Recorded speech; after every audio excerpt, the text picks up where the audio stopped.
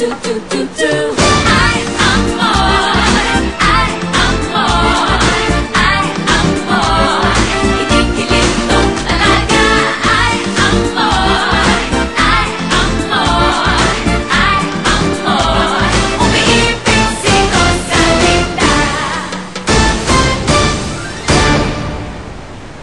ang magiging unang hit song mo, Paloma. Ito ang kantang magpapasikat sa'yo. Kilala ko yung boses na yan. Hindi si Paloma yan, Gerardo. Boses ng asawa ko yung boses ni Rosalinda. Pag naririnig kong kantang yan, nalulungkot ako. Naiisip ko kasi ang Prince Charming ko. Magkikita kaya kami ulit? Rosalinda! Huli ka! Ano ba? Bitiwan niyo ako! Gusto ko sana makilala ang babaeng kumanta ng komposisyon ko. Paloma, buti dumating ka na. I would like you to meet Fernando Jose. Ayaw mo na maging baliw. Ayoko na ng gulong-gulong pag-iisip ko. Bakit kahit anong gawin ko?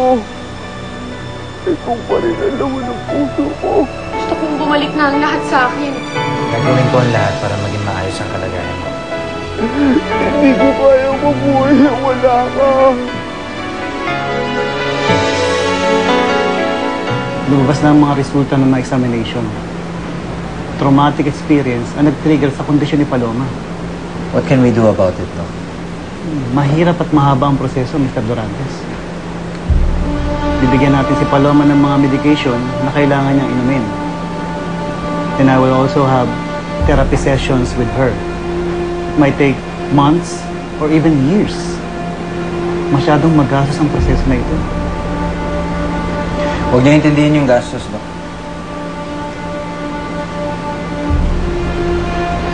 Ang mahalaga ay gumaling si Paloma.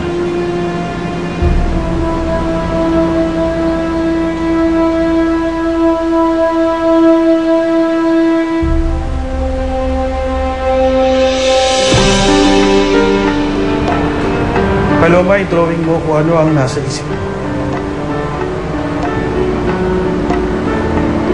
Kung ano ang nasa paligid nito. Mag-drawing ka ng isang babae.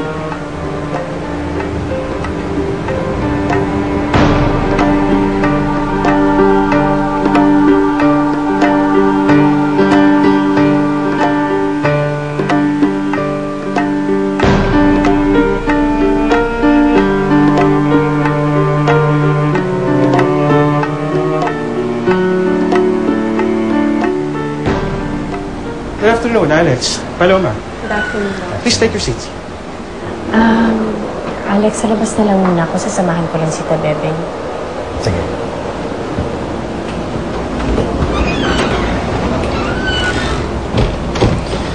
Opo, Alex. Doc, kumusta? Napakalaki ng kanyang improvement, Mr. Dorantes. Doc, bakit parang hirap pa rin siyang maalala yung nakaraan? Dahil nga sa traumatic na nangyari sa kanya, kaya hanggang sa ngayon ay sarado pa rin ang kanyang isipan. But it's just a matter of time, Alex. Isang araw, in-snap.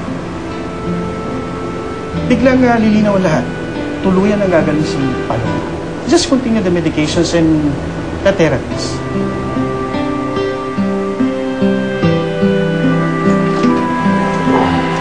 Sir.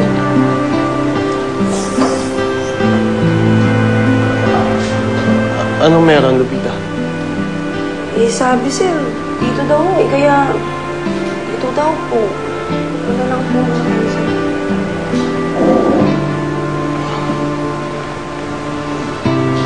Thank you.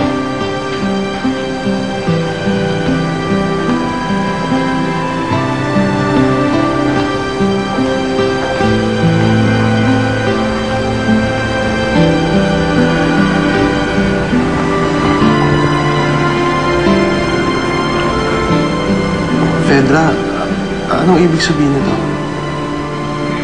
Fernando, pabayaan mo na ako. Matagal ko na itong pinag-isipan. Ang alin? Matagal nang patay si Rosalinda. At ako na din ang tumatayong ina sa anak mo si Erica. Alam ko. At nagpapasalamat ako sa'yo dahil doon. Pero hindi ko na kaya maghintay, Fernando Jose. Alam mo naman na may nararamdaman ako sa'yo. Mahal kita, Fernando Jose. Fedra. At alam ko rin na hindi mo ako aayain, kaya ako na lang ang gagawa. Fernando Jose, pakasalan mo ako. Kahit para naman lang kay Erica.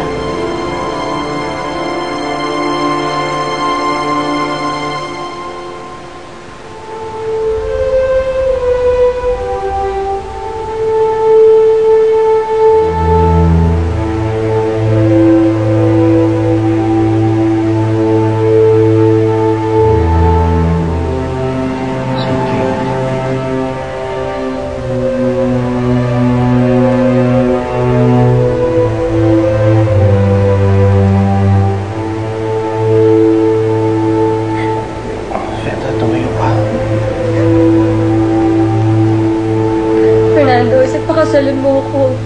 Pangako ko sa'yo magiging mabuting asawa ko. Fedra, hindi ko alam.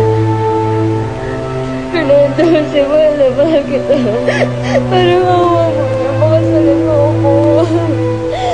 Ang gusto ko lang naman maging masaya kayo ni Erica.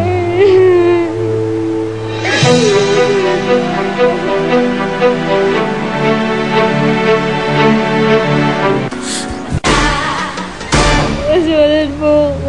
Pakasalan mo ako. Parang awa mo na. Fedra, mabait kang tao. Lalo na sa anak ko. Pero kaibigan lang ang turing ko sa'yo. Hindi kita mahal. Matututunan mo din akong mahalin. Hindi natuturuan ng puso, Fedra. Alam ko, hindi kita pwedeng mahalin. Pero bakit? Dahil isa pa rin lang ang laman ng puso ko. Si Rosalinda pa rin ang mahal ko. Pero Fernando, siya patay na si Rosalinda. Wala na siya.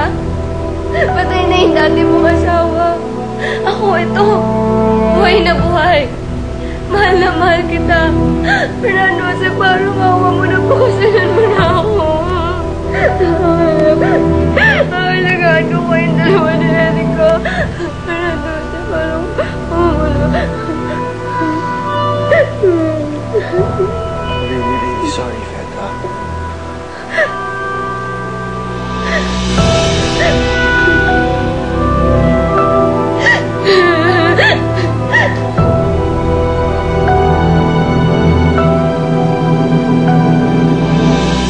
You're falling for her already. Ano ba yung sinasabi mo? Kay Paloma. Nahuhulog ka na sa kanya. Tinutulungan ko lang yung tao. Para maging maayos yung pag-iisip niya, makabangon siya sa pagkakadapa niya. Pero bakit? Bakit mo siya tinutulungan? Because she needs it.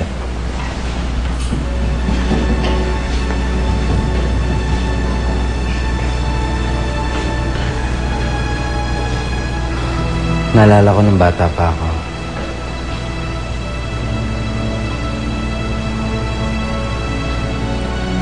My mom needed help too. Pero hindi yun binigay ng papa. Walang tumulong sa kanya. Kung nagkataon lang na may tumulong siguro sa kanya, eh baka nandito pa siya. Sana hindi siya nagpakamatay. Kailangan ni Paloma ang tulong ko. At yun ang ibibigay ko sa kanya. So, ikaw ang kanyang knight in shining armor.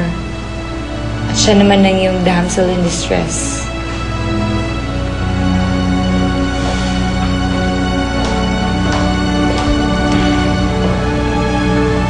Sana nga, Alex. Sana nga ikaw na yung hinahanap niyang Prince Charming. Bye, Erica. Mahal na mahal kita. Hindi kita makakalimutan kasi